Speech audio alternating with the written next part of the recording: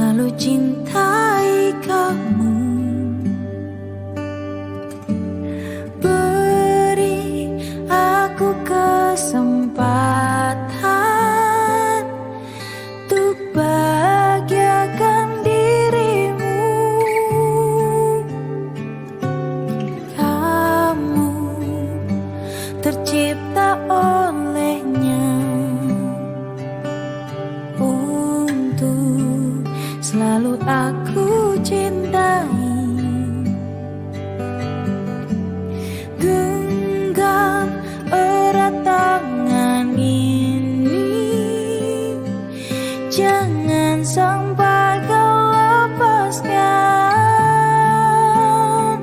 Sampai aku tutup usia, kan ku jaga hatimu sampai aku tua. Walau keriput di pipimu terlihat, takkan goyahkan cintaku yang begitu kuat.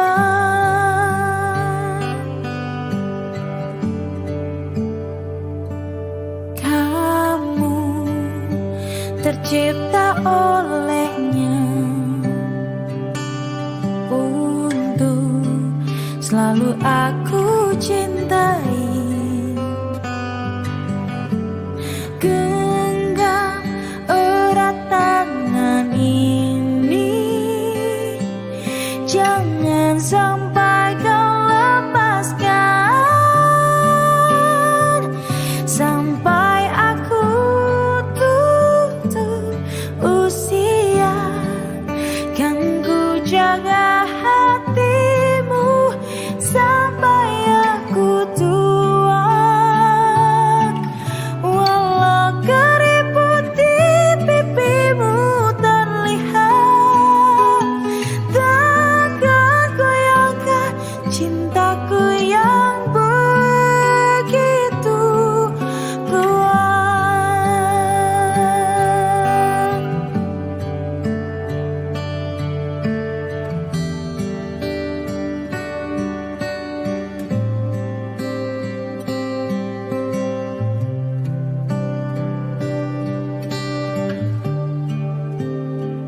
Sampai aku tutup usia, kan ku jaga hatimu sampai aku tua. Walau keriput di pipimu terlihat, takkan goyahkan cintaku yang begitu kuat.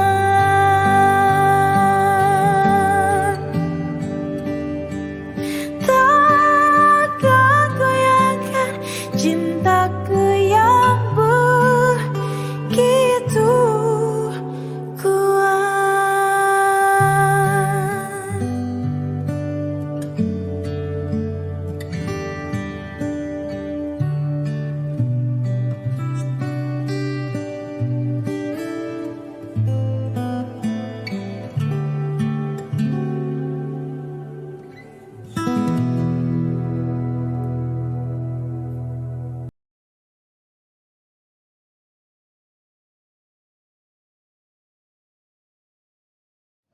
Selamat pagi, saya kenalin staf dari pengujian mesin, mau kenalin dengan sistem kerja cooling tower.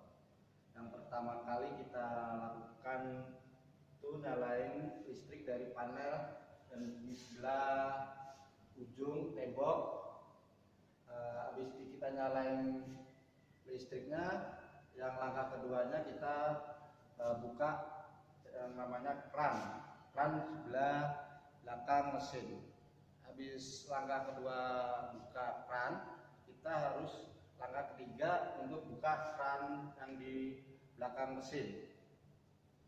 Habis kartu belakang kebuka, kemudian kita ngelangkain keempat untuk kran ke depan. Kalau udah udah kebuka semua dan air mengalir, kemudian kita nyalain mesin untuk mulai mesin di tombol yang warna hijau.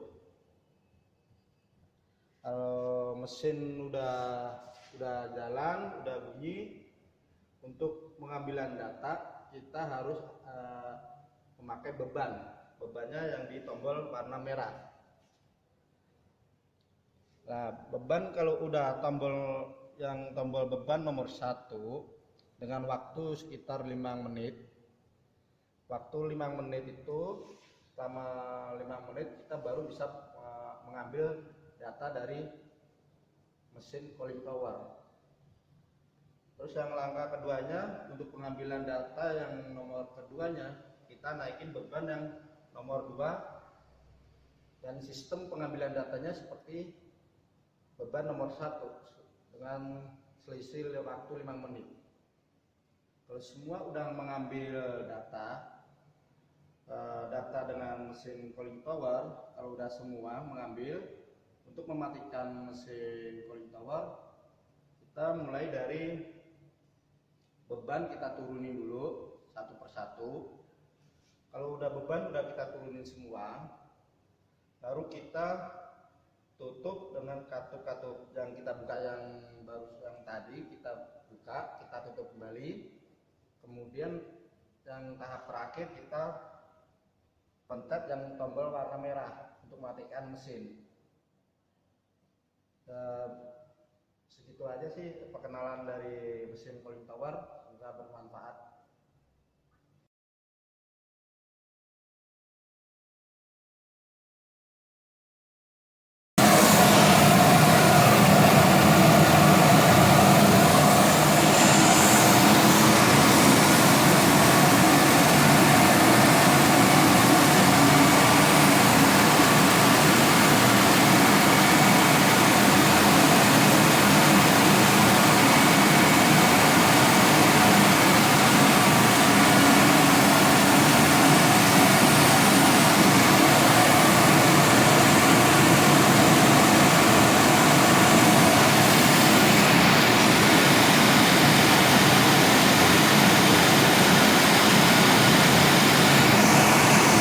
Baik, ini kami jelaskan tentang data recording cooling tower ini ya. Pada saat praktikum ya, datanya itu diakses dengan sistem data akuisisi yang kita buat sendiri ya. Kemudian ini data yang sedang merekodnya ya. Coba Anda perhatikan ya, itu dia akan terrecord bergerak. Nah, datanya bertambah terus ya. Datanya bertambah terus sampai pengambilan data itu bisa tercukupi untuk pengolahan data, sehingga mahasiswa dapat membuat analisa tentang cooling tower dari praktikum tersebut. Nah, ini datanya terus bergerak ya.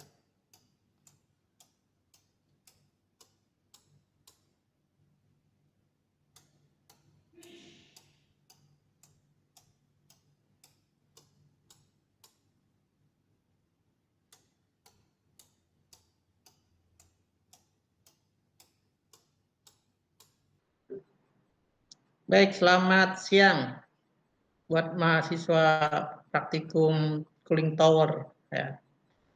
Sekarang saya akan menyampaikan data-data yang terkait dengan perekaman praktikum cooling tower yang tadi sudah disampaikan visualisasi bagaimana menyalakannya dan fungsi cooling towernya. Ya. Sekarang saya tampilkan adalah hasil rekodnya sebagai berikut. Baik, mungkin sudah terlihat oleh Anda, ini adalah hasil record yang sudah langsung masuk ke Excel ya, yang bisa kita gunakan untuk mengolah data yang menjadi tugas mahasiswa praktikum untuk membuat laporan. Ya. Apa saja parameter yang kita ukur dengan menggunakan cooling tower tersebut ya? Di sini ada waktu, jumlah data yang kita record, kemudian kelembaban masuk, kemudian temperatur udara masuk, kemudian kelembaban keluar, temperatur udara keluar, kemudian ini temperatur air yang keluar dari cooling tower, kemudian ini temperatur yang masuk dari cooling tower. Kemudian di sini ada temperatur air 1 sampai temperatur air 10 ya. Jadi di dalam cooling tower tersebut ada 5 tingkat yang kita ukur temperaturnya ya, dari bagian atas sampai bagian bawah, di mana satu tingkat itu ada 2 temperatur yang kita hitung, yang kita ukur, maksud saya yang kita rekod, yaitu temperatur 1 dan 2 itu pada tingkat level yang sama, temperatur 3 dan 4 level yang sama, 5, 6 level yang sama, 7, 8 level yang sama, 9, 10 adalah level yang sama ya. Nah, di sini ini datanya kita ambil dari mulai nomor 1 hingga 384 data ya. Dari sekian banyak data ini nanti Anda bisa gunakan data ini untuk mengolah sebagai laporan bagaimana efisiensi maupun air yang harus ditambahkan ke dalam cooling tower ya. Karena ketika cooling tower itu bekerja, maka ada air yang menguap ya, sehingga harus ditambahkan ya.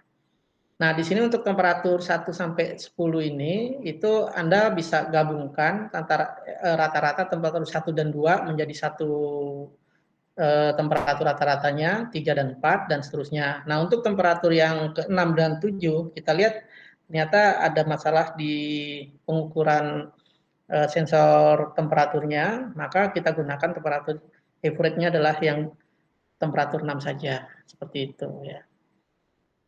Nah, ini adalah hasil dari recording yang dilakukan untuk data praktikum cooling tower ya.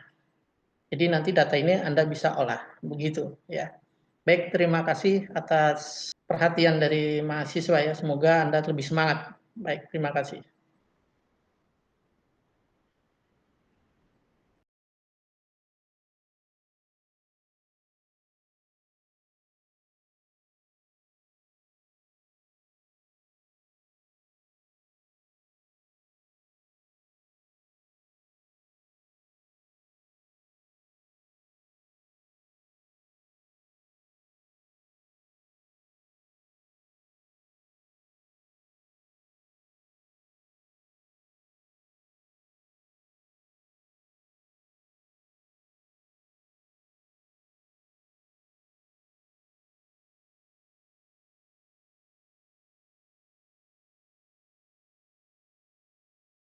Baik, selamat siang.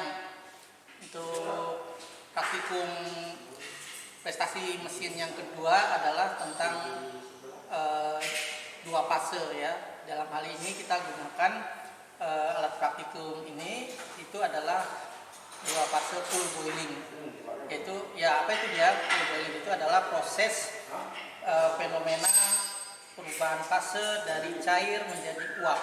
Ya, ini alatnya. Nah, alat ini diatur oleh beberapa parameter ya. Yang pertama adalah heat plug atau heat yang diberikan, ya. Kemudian juga pendinginnya, alirannya. Jadi di sini ada heaternya dan di sini ada kondensernya sebagai pendingin. Ya. Bagaimana kita menjalankannya? Kita nyalakan alatnya ini ya, kemudian kita berikan beban daya. Nah, ini terlihat tegangan dan ampirnya naik, artinya daya yang diberikan itu sedang berjalan, sehingga makin lama alat ini, heaternya temperaturnya akan naik ya. Kemudian sirkulasi air di kondensasi ini dilakukan di dalam pompa di belakangnya gitu. Oke. Sip. Baik, selanjutnya saya akan menjelaskan tentang skema dari full boiling ini ya. Jadi ini alatnya ya, dimana ini adalah pemanasnya heater, kemudian di sini diisi air ya, dengan bertambahnya energi listrik yang masuk ke dalam heater ini menyebabkan air di dalam tabung ini menguap. Ya. Uap tersebut akan naik ke atas, kemudian akan bersentuhan dengan kondenser sehingga terjadi kondensasi, hingga ini kembali menetes ke bagian bawah. Nah, kondenser ini dia dinyalakan di aliran airnya, pendinginnya itu dipindahkan oleh pompa di bawah sini, ya, di mana alirannya itu mengalir, dan di sini ada alat ukurnya, ya, alat ukur fluid yang ini, gitu ya. Kemudian air yang mengalir ini akan masuk ke dalam kondenser mendinginkan uap air yang ada di dalam tabung tadi. Ya. Nah, kemudian ini ada skema tentang temperatur secara manual yang ini, ya. Di sini dia menunjukkan saat ini menunjukkan temperatur dari heaternya sekitar 60 derajat, ya. Sekitar 60 derajat. Ya, ini ada di sini, ya. Kemudian ini pengaman untuk tekanannya yang terjadi di dalam tabung ini, ya. Jadi dia kalau tekanannya berlebih maka sistemnya akan berhenti, gitu ya, karena sebagai safety itu. Oke, kemudian kalau ini tentang voltasenya, dan ini ampernya. Kita gunakan regulator voltage untuk mengubah daya yang diberikan pada heater. Oke. Baik, jadi ini fenomena dari pendidihan dari air yang mendidih di tabung ini, ya, yang disebut dengan pool boiling. Di sini sudah mulai muncul nukleat boiling. Nukleat boiling itu yang bentuknya seperti bubble yang masih menempel, kemudian lambat laun dia akan lepas dari heaternya itu, ya, dan dia akan menguap, ya. Nah, ini sudah ada muncul bubble-bubblenya seperti itu. Oke. Stop dulu. Baik, ini kita lihat sudah terjadi pendidihan saturasi disebutnya ini, ya. Didih saturasi, ya. Ada didih nukleat, ada didih saturasi. Ini sudah terjadi didih saturasi, di mana nukleat atau bubble-bubble sudah banyak yang muncul, ya, dan dia sangat bergejolak, ya, seperti itu. Nah, di sini kondensernya dia mendinginkan. Oke, sip. Baik, untuk data akuisisi dari alat ini itu sudah terrecord di dalam notebook laptop ini, ya. Di sini kita lihat ini apa yang diukur, ya, yaitu dari mulai temperatur masuk inlet cooling, kemudian outlet cooling dari bagian masuk dan bagian keluar kondenser, kemudian temperatur heater dan temperatur fluida, seperti itu, ya. Nah, ini Anda lihat, ini makin lama dia makin bergerak ini, artinya dia sedang merekod, ya. Dia sedang merekod, ya, itu kita lihat, ya, dia sedang merekod terus, ya. Nah, nanti data ini yang Anda olah untuk Anda gunakan dan Anda analisa tentang fenomena yang terjadi pada fenomena pool boiling ini. Baik, itu saja yang bisa saya sampaikan untuk praktikum prestasi mesin untuk unit 2 fase di pool boiling. Terima kasih.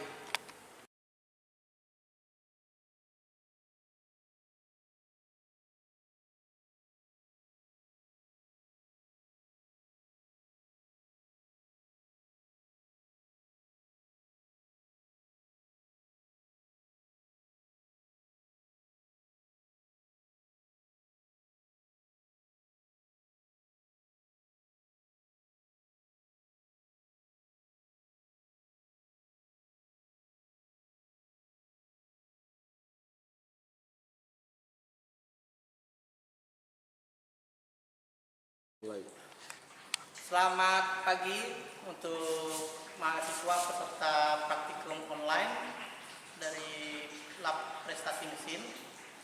Sekarang saya akan menyampaikan tentang praktikum online dengan menggunakan turbin Poton. Nah, ini alatnya, ya. Jadi turbin Poton ini berupa turbin yang bentuknya seperti mangkok-mangkok kecil ini di dalam turbinnya ini ya. Kemudian di sini akan ada air yang mengalir ya, di mana aliran airnya tersebut bisa kita atur kecepatannya dengan memutarkan dari alat adjustmentnya ini ya. Di belakang alat turbin ini ada alat untuk mengukur torsi yang nanti terjadi yang dihasilkan oleh turbin ya. Baik, bagaimana alat torsi ini bekerja ya? Pertama, mahasiswa harus mengkalibrasi alat torsi ini ya. Membuat kalibrasi torsinya itu dengan menggunakan beban yang ada di sini ya. Di sini ada beban 10, 20, 50, dan 100 gram. Baik, saya akan lanjutkan bagaimana mengkalibrasi pembebanan untuk turbin Pelton ini. Jadi kita mengkalibrasi dengan menggunakan beban, misalnya yang ini sebesar 20 gram ya, kita letakkan di sini ya. Kemudian kita kendorkan ini, kita setting dia sampai posisi di garis normalnya, kemudian kita kencangkan ya. Setelah itu Anda catat ini sebesar skala 3 ya. Itu sebagai data untuk kalibrasinya. Kemudian Anda ganti lagi dengan yang 50 gram ya. Di sini kemudian kita lihat berapa dia nilainya ya.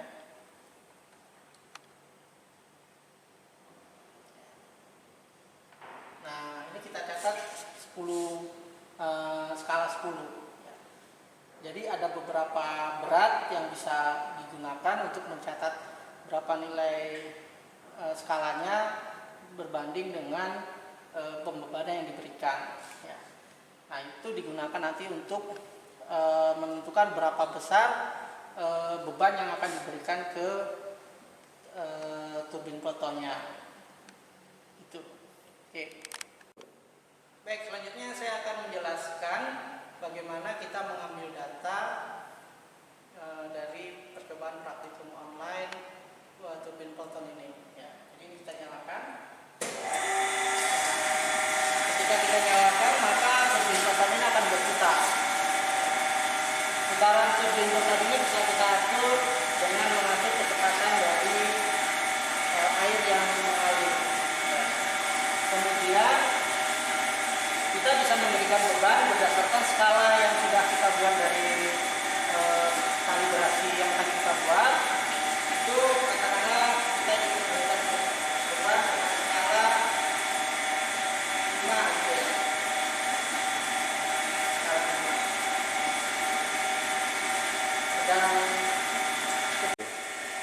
Sedangkan untuk pengukuran kecepatan putaran dari turbin Pelton ini kita menggunakan roboscope ya. Dengan menggunakan roboscope ini kita bisa mengetahui berapa nilai yang putaran yang sedang terjadi ya, itu roboscope ini.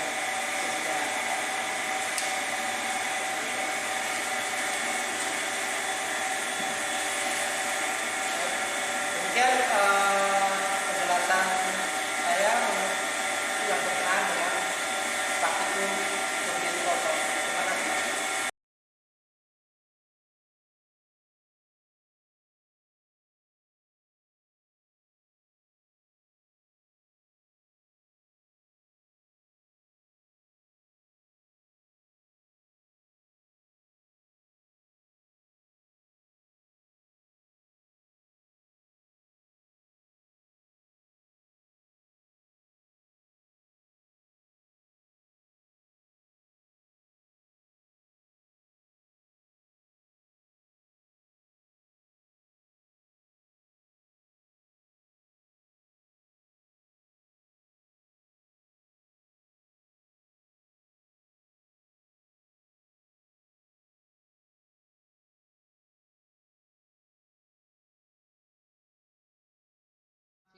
para mahasiswa praktikum online, saya akan menjelaskan tentang praktikum air conditioning atau pengkondisian udara.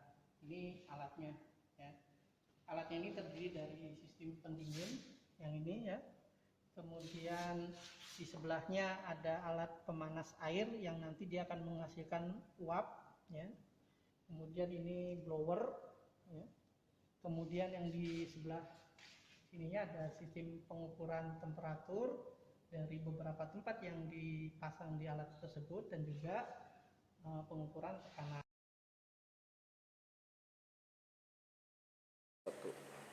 Selamat pagi buat mahasiswa peserta praktikum online air conditioning, ya. Sekarang saya akan menjelaskan bagaimana mengoperasikan alat air conditioning di samping ini, ya. Pertama adalah menyalakan dari sistem pendinginnya, ya, kompresor, di mana dengan menekan kompresor tersebut alat pendingin di sini itu sudah aktif, ya. Kedua adalah menyalakan fan dari blower, yaitu di sebelah sini. Jadi di depan fan ini ada alat pengukur temperatur dry bulb dan wet bulb, ya. Jadi blowernya berputar, di mana blowernya itu diatur oleh regulator yang berwarna hitam ini, bisa kita atur kecepatannya, ya.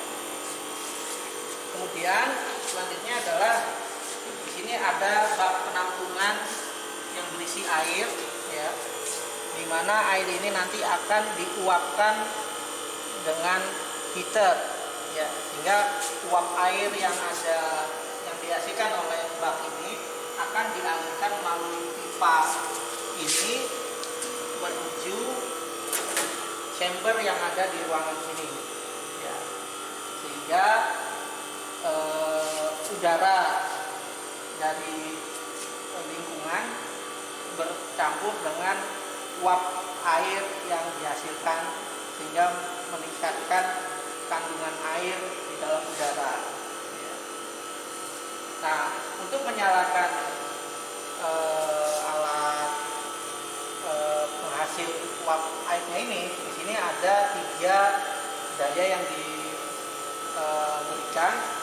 bisa 1 kW, bisa 2 kW, dan 2 kW. Artinya kalau ingin menyalakan 1 kW kita hanya menekan 1 tombol saja. Artinya daya yang diberikan untuk menghasilkan uap itu sebesar 1 kW, ya. Kalau ingin 3 kW berarti 1 kW dengan 2 kW, gitu, ya. Seperti itu. Nah, ini sedang berproses, ya. Heaternya sedang nyala, kemudian nanti akan menghasilkan uap air yang akan bercampur dengan udara dari luar. Kemudian campuran udara itu akan masuk ke dalam room chamber ini, ya. Di dalam room chamber ini itu ada 2 sensor untuk mengukur temperatur udara kering dan temperatur udara basah, bola basahnya, ya, yang ini, ya. Kemudian udara tersebut akan memasuki chamber dari pendingin, ya, yang tadi sudah dinyalakan.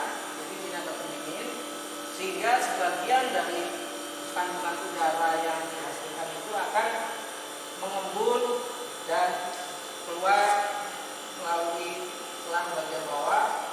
Itu ada yang di bagian sini, ya, pipa ini, ya. Nah, ini coba Anda lihat, ini udaranya, coba ditunjukkan. Nah, ini air yang sudah mengembun, ya, air yang sudah mengembun, ya. Kemudian udara tersebut, kandungan udara dengan kandungan air yang berkurang itu akan berembus ke chamber berikutnya, ya. Di chamber berikutnya ini, di sini ada pemanas, ya, yang bisa diatur dayanya menggunakan panel ini. Kemudian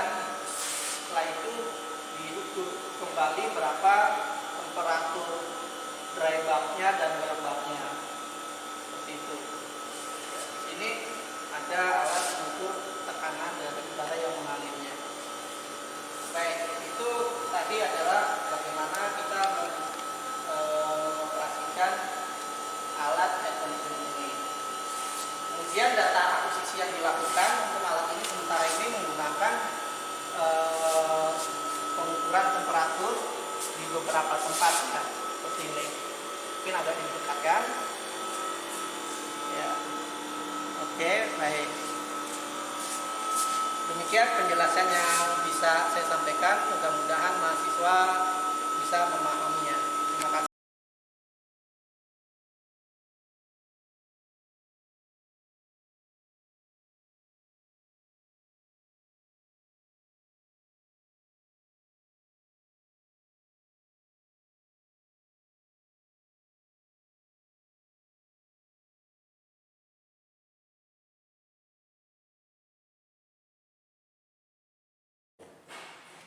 Selamat pagi untuk mahasiswa praktikum online di lab prestasi mesin.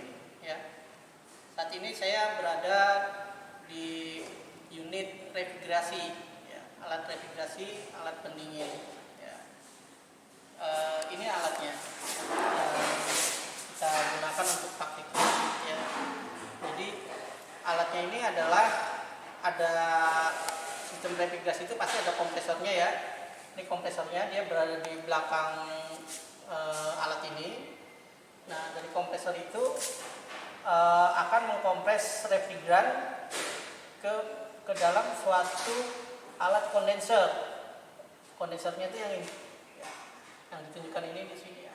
Di mana kondensernya ini, ya, dia kalor yang ada di kondensor ini dipindahkan ke fluida air dengan sistem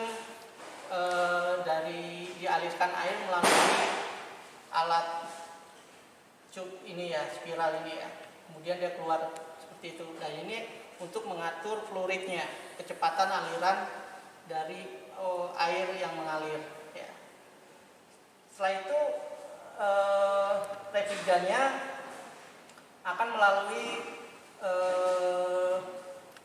daerah alat penukar kalori ini ya. Di kondenser ini ada pressure gauge untuk kondensor ya, untuk mengukur tekanan di kondensor ya.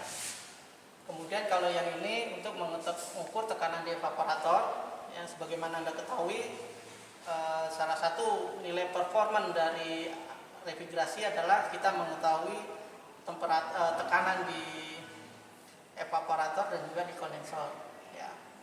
Kemudian refrigerannya ini akan melewati flow meter yang bisa mengukur berapa laju dari refrigeran yang mengalir.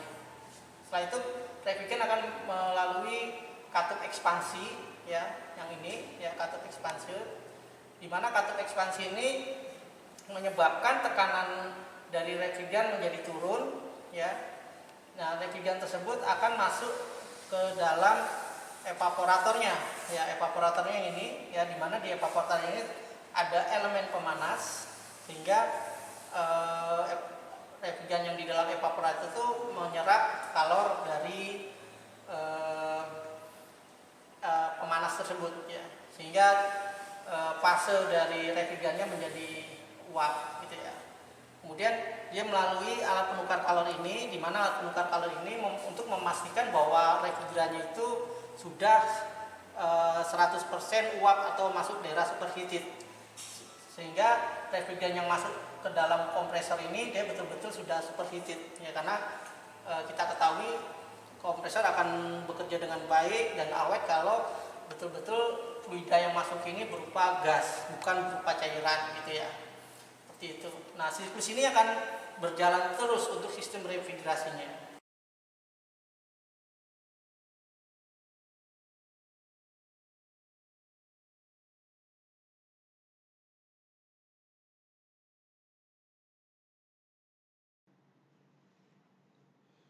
Laporan praktikum akan disampaikan pada saat pertemuan online dari praktikum ini. Kemudian data dan penjelasan praktikum dapat diunduh pada link yang akan diberikan setelah mahasiswa melaksanakan praktikum. Kemudian mahasiswa harus mengumpulkan laporan praktikum paling lambat 2 minggu setelah praktikum online ini selesai. Saya ucapkan terima kasih kepada mahasiswa yang sudah memperhatikan dan menyimak dari praktikum online ini.